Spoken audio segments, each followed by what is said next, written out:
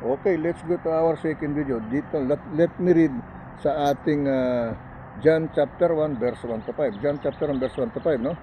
In the beginning was the world, no? And the world was with God, and the Word was God, no? Verse 2, the same in the beginning with God, no? Verse 3, all things were made by Him, and without Him was not anything made that was made. Verse 4, in Him was life, in the life was the light of men. Verse 5, no? And the light shineth in darkness, and the darkness comprehended it not. Okay? Now, let me read in Tagalog version. One na isa, versikulo 1 hanggang 5, no? Nang pasimula, siya ang berbo, at ang berbo at ang sumasa Diyos ay ang berbo ay Diyos. Okay? Yung berbo, sinasabi, no? Versikulo 2, ito rin ang pasimulay sumasa Diyos. No? Versikulo 3, ang lahat ng mga bagay ay ginawa sa pamamagitan niya, at alinman sa lahat ng ginawa ay hindi ginagawa kung wala siya. Okay? Hindi magagawa kung wala ang Diyos. It will never gonna happen. It will never make it if without God. No? Versikulo 4, no? Nasa Kanya ang buhay, at ang buhay ay siyang ilaw ng mga tao. No? The light is the light of the person. Okay? Versikulo 5, ang ilaw ay lumiliwanag sa kadiliman, at ito'y hindi nagpapaunawa ng kadiliman. Napag-uunawa ng kadiliman. Napag-unawa ng kadiliman. Okay? Yun ang ibig sabihin. Let me read in Spanish. Okay? Okay, let me continue, no? So, let me read in Spanish, no? 1 Kapitulo 1, versikulo 1 hanggang 5, no? El principio era el verbo, y el verbo era con Dios, y el verbo era Dios. Versículo 2, este era en el principio con Dios. Versículo 3, todas las cosas por Él fueron hechas, y sin Él nada de lo que ha sido hecho fue hecho. Versículo 4, en Él estaba la vida, y la vida era la luz de los hombres. Versículo 5, ¿no?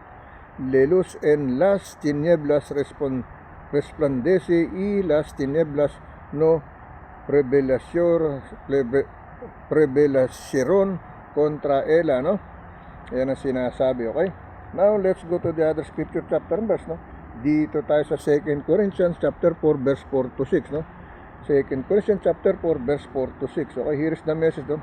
In whom the God of this world, no, hath blended the minds of them which believe not, lest the light of the glorious gospel of Christ, no, who is the image of God, should shine unto them.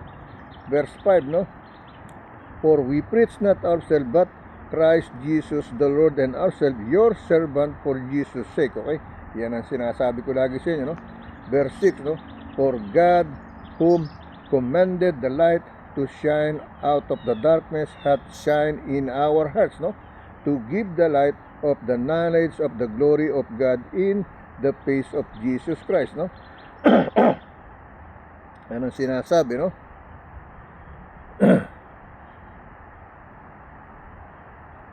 Verse 7, no? For we have this, no? For we have this treasure, no? For we have this treasure, no, in certain vessels, no, that the excellency of the power may be of God and not of us. Okay? Excuse me. Verse 8, no? We are troubled on every side, yet not distresses. We are perplexed, but not in despair. Okay? Ang sabi sa Tagalog, no? So ang binabasa ni Corinthians, no? 2 Corinthians, no? Chapter 4, no? Verse 4 to 10 yan. Verse 4 to 10 yan, no? Hindi 4 to 6 lang, okay? 4 to 8. Verse 4 to 8, okay? So dito tayo sa no? Tagalog version, 2 Korinto, no? Pahina 4, versikulo 4 hanggang 8, okay? Ito sinasabi sa Tagalog, na binulag ng Diyos ng sanglibutang ito ang mga pag-iisip ng mga hindi nagsisampalataya, upang sa kanila'y huwag sumilang ang kaliwanagan ng ebanghelyo ng kaluwalhatian ni Kristo, na siyang larawan ng Diyos. Okay? Ang sabi ng versikulo 4, no, na binulag ng Diyos ng sanlibutang ito ang pag-iisip ng mga hindi nagsisampalataya, upang sa kanila'y huwag sumilang ang kaliwanagan ng ebanghelyo ng kaluwalhatian ni Kristo na siyang larawan ng Diyos, no?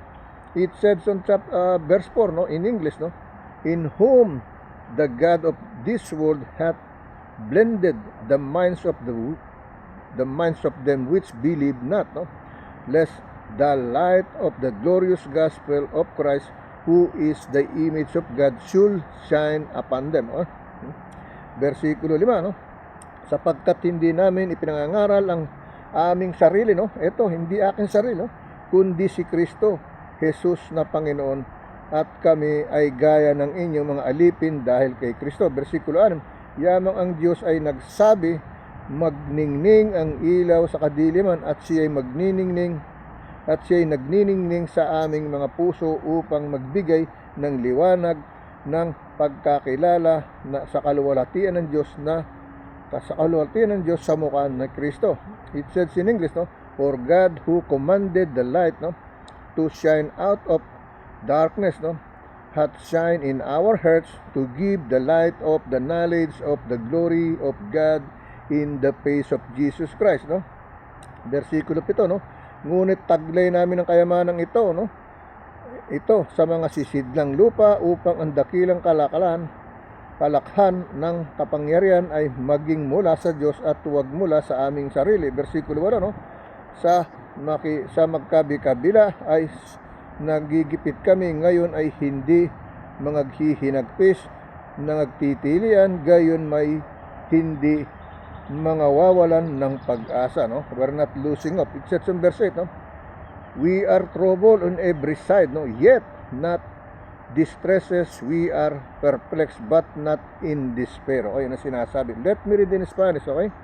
Okay, let me continue to read, no, sa ating 2 Corinthians, no, 2 Corinthians, no, 2 Corinthians chapter 4, no, chapter 4 verse 4 to 6, no, 2 Corinthians chapter 4 verse 4 to 2 Corinthians chapter 4 verse 4 to 8, no, verse 4 to 8, okay? Ano sinasabi?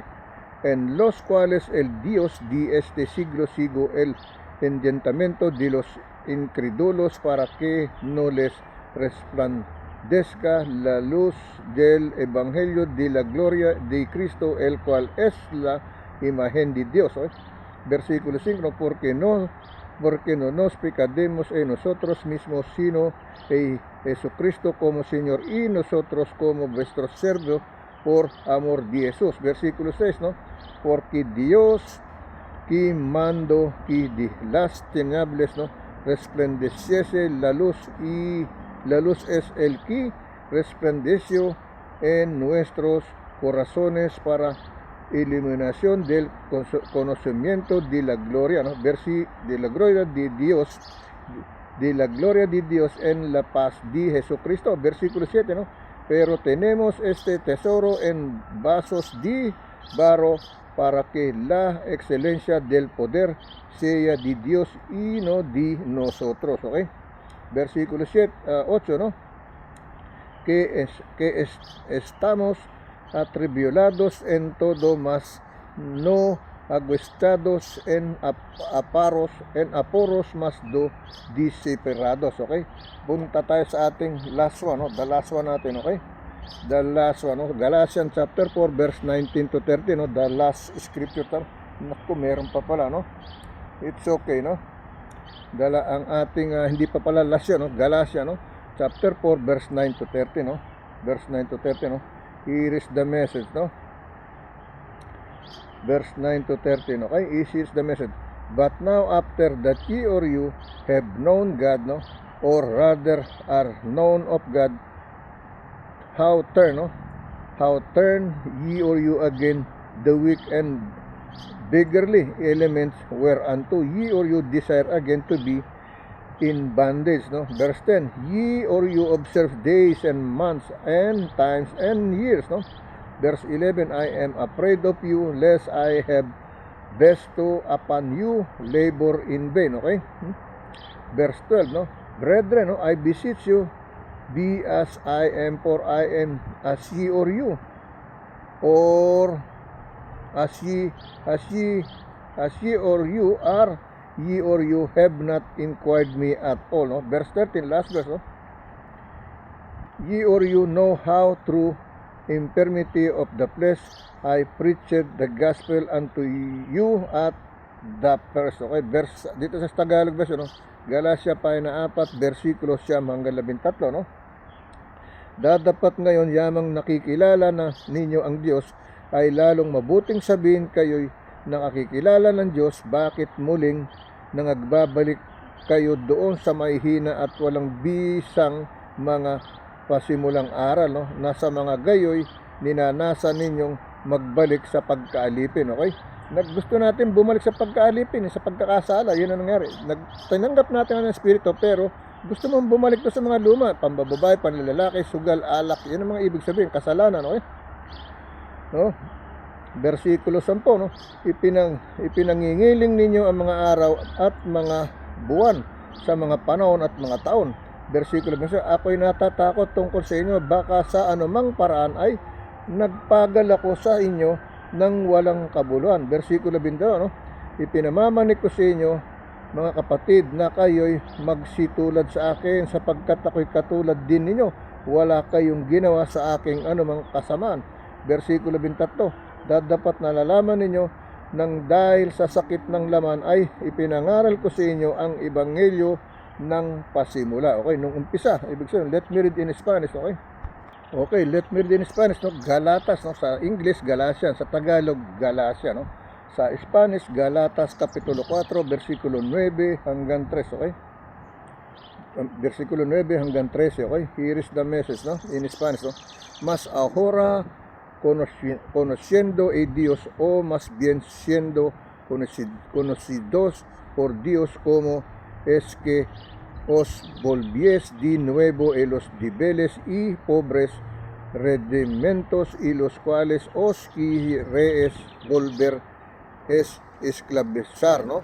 Versículo 10, ¿no? Guardáis los días, los meses, los tiempos y los años. Versículo 11, ¿no? Mi temo de vosotros que haya trabajado en vano con vosotros. Versículo 12, ¿no?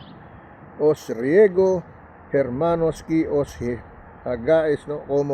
como yo, porque yo también me hice como vosotros, ningún agravio me habíais hecho. Versículo 13, ¿no? Pues vosotros sabíais que a causa de una enfermedad del cuerpo os anuncié el Evangelio al principio. Okay? Yan ang sinasabi, no? Now, let's go to our daily bread, no? Iisa naman ang ating daily bread, no? Oh, ang ating Philippians chapter 1 verse 30, no? But we gonna read Philippians chapter 1 verse 1 to 6, no? Verse 1 to 6, no? Ang babasahin. But let me read the message here, okay? Ng ating Philippians, no? Thank you, Lord, for the many ways you use other people to counsel me and help me to grow, no? And yet that Christ himself is the answer to my hang-ups, no? The one source who can meet my deepest needs. How I rejoice that he is a wonderful and counsel in my mighty in power, and that he heals from the inside out, no? Inside out, hinihil niya tayo. Philippians chapter 1 verse 3. But we gonna read Philippians chapter 1 verse 1 to 6. Okay? Here is in Tagalog version, day 18, ika-18 na araw. Salamat, Panginoon, sa maraming paraan na ginagamit mo ang ibang tao para payuhan akong tulungan ako. At gayon pa man, si Kristo mismo ang sagot sa aking mga hang-ups. Nag-iisang mapagkukunan ng makatutugon sa aking pangangailangan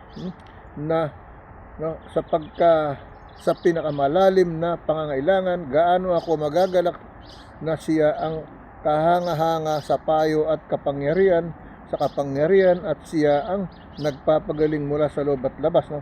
Heal inside outside. Okay? Now let me read this, no? Sa Philippians chapter 1 verse 1 to 6, no? Paul and Timotheus, the servant of Jesus Christ, to all saints in Christ Jesus, no? Which are the Philippi, with the bishop and the deacons. Verse 2, grace be unto you and peace from God our Father and from the Lord Jesus Christ, no? Verse 3, I thank my God upon every remembrance of you, no? Verse 4, always in every prayer of mine for you all making request joy. Verse 5, no? for your fellowship in the gospel from the first day until now. Okay? Sa Tagalog version, okay? Pakinggan nyo mabuti, medyo binibilis ko kasi may lakad na ako maya-maya, okay? Dito tayo sa Tagalog version, Pilipos paina 1, versikulo 1, no? Pilipos paina 1, versikulo 1 hanggang 5, no? Okay? Si Pablo at si Timoteo na mga alipin ni Kristo Jesus, no? Sa lahat ng mga banal kay Kristo Jesus na nasa Pilipos, pati ang mga obispo at mga Diokano, no? So ako hindi pastor, hindi priest, hindi teacher, hindi etc. Pero nandito, servant ni Lord, no? Sinasabi nilang alipin. Tatanggapin ko yan sa aking puso't isip, sa aking kaluluwa. Okay? Versikulo 2, sumasa inyo nawa ang biyaya ng kapayapaan mula sa Diyos ng ating Ama at sa Panginoong Hesukristo. Versikulo 3, ako'y nagpapasalamat sa aking Diyos sa tuwing kayo aking naalala, naiisip dito sa aking isipan, sa aking puso, no? Na kayo ipagdasal, no? Ipanalangin. Versikulo 4, na parating sa bawat daing ko'y masayang nananaing ako sa napatungkol sa inyong lahat. Versikulo 5, dahil sa inyong pakikisama sa pagpapalaganap ng ebanghelyo mula ng unang araw hanggang ngayon, no? Unang araw hanggang ngayon, okay? Let me read in Spanish, okay? Okay, let me continue to read na Spanish, no? Sa ating Philippians chapter 1 verse 1 to 5, no? Pablo, Timoteo, Sergios de Jesucristo y todos los santos en Cristo Jesús que estén en Filios con los obispos y diáconos. Versículo 2. Gracia y paz a vosotros, de Dios nuestro Padre, el del Señor Jesucristo. Versículo 3.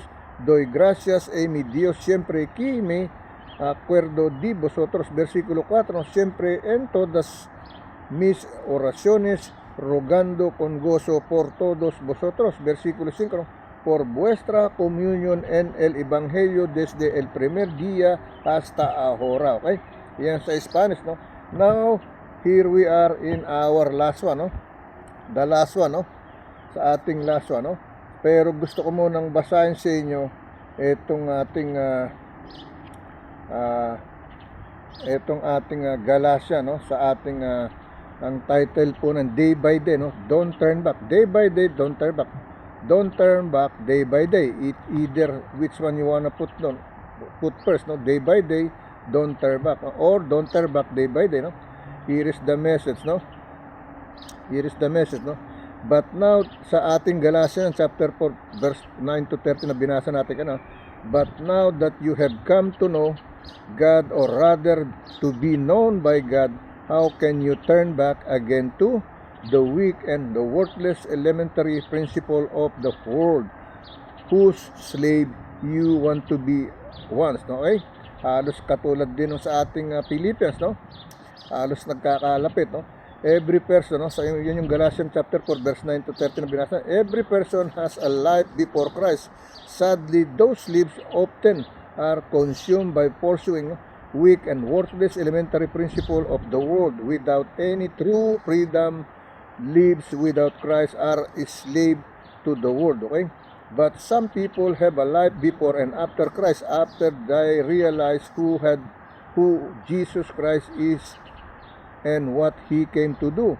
The truth of Christ charges their minds and hearts, no?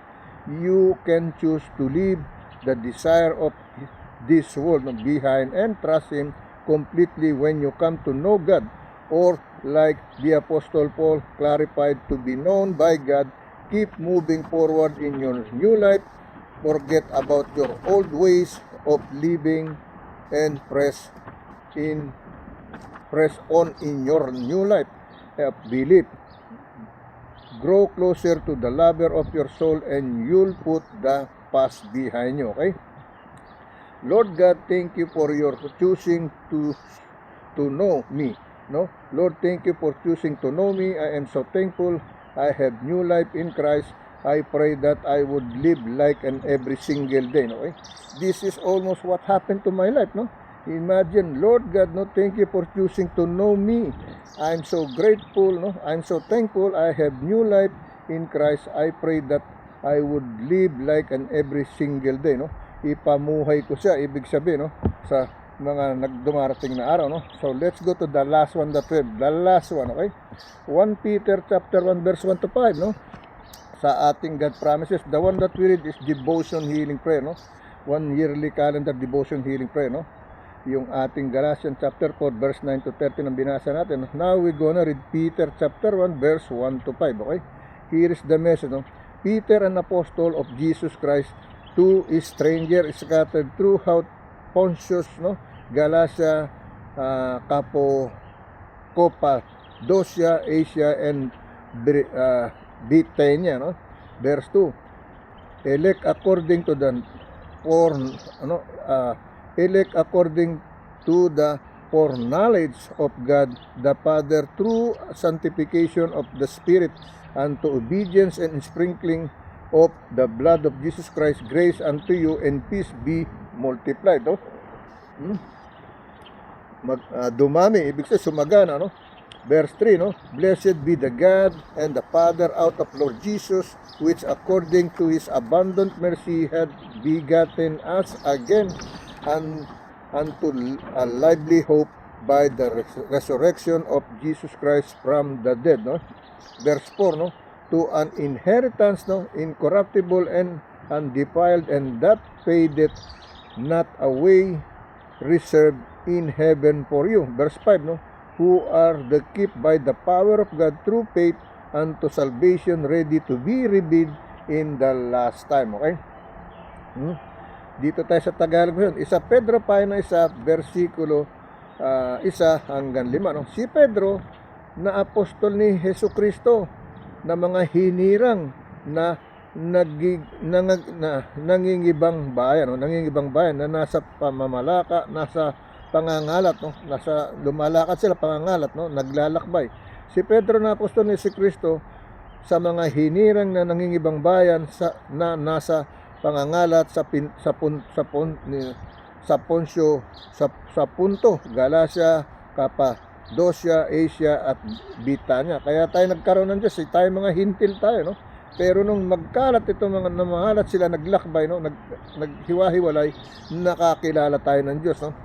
Versikulo 2, ayon sa pautang kaalaman ng Diyos Ama sa pagbabanal ng Espiritu upang magsitalima at nangawisikan ng dugo si Jesucristo, biyaya at kapayapaan nawa ay sa inyo'y sumagana. No? Versikulo 3, purihin nawa ang Diyos at Ama ang ating Panginoong Jesucristo na ayon sa kanyang malaking awa ay ipinanganak na muli tayo sa isang buhay na pag-asa sa pamamagitan ng pagkabuhay na maguli ni Jesucristo sa mga patay. Okay? Versikulo 4 na sa isang manang di nasisira at walang dungis at hindi kumukupas na inilaan sa langit para sa inyo. Okay? Versikulo 5, no?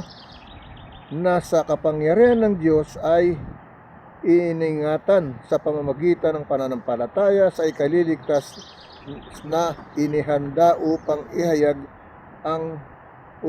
ihayag sa huling panahon. Okay? It says here, no? Who are keep the power of God, no? Through faith unto salvation, ready to be revealed in the last time. No? Ready to be revealed in the last time. Okay? Now let me read in Spanish. Okay? Okay, let me read in Spanish, no? The last scripture chapter verse natin, no? 1 Peter chapter 1 verse 1 to 5 ang binasa natin, okay? So, let me read in Spanish, no? Pero apostol di Jesucristo los expatriados de la dispersión en el Ponto, Galacia, Cappadocia, Asia y Bithynia, no? Versículo 2, elegido según la presencia de Dios Padre en santificación del Espíritu para obedecer y ser rociados con la sangre de Jesucristo, gracia y paz os sean multiplicadas. No? Versículo 3, bendito el Dios y Padre de nuestro Señor Jesucristo, que según su grande misericordia nos hizo renacer para una esperanza viva por la resurrección de Jesucristo de los muertos. Versículo 4, ¿no? Para una herencia incorruptible y contaminada y inmersible emersible reservada en los cielos para vosotros. Versículo 5, ¿no? Que sois guardados por el poder de Dios mediante la fe para alcanzar la salvación que está preparada para ser manifestada en el tiempo postrero. Okay? Now let me read sa ating tawag dito, sa ating God promises, no? Sa 1 year calendar, God promises, no? May 18, okay?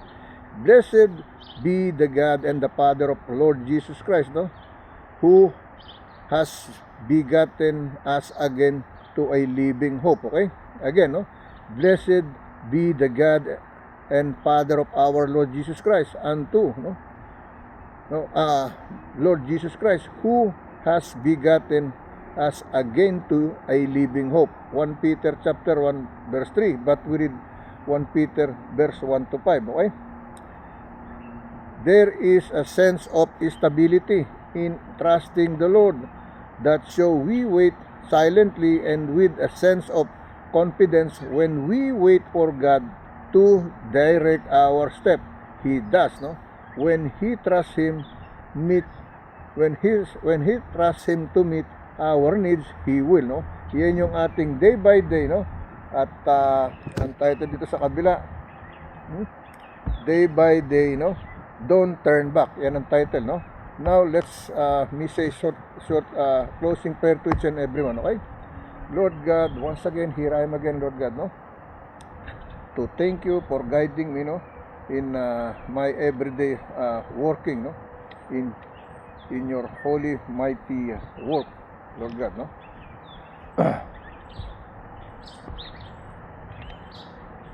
Lord God, once again, here I am again, Lord God, no?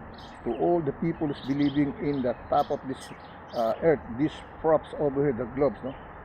The globes that I was been sitting, eating, running, sleeping, everything that I do, Lord God, that you've been created for all of us, no? Your godly promises for all of us, no? The land, no? The earth, no? And other planets has been connected in our earth, and us, all of us as a human being with the Holy Spirit, with your Holy Ghost, no? With our Holy Ghost, Lord, may you guide us, protect us, make us safe, healthy, strong with our loved ones, Lord God. In your holy mighty name, Jesus, amen. Lord, thank you for guiding me, give me knowledge, more wisdom and patience, no? And forgiveness, no? To understand, to help, no?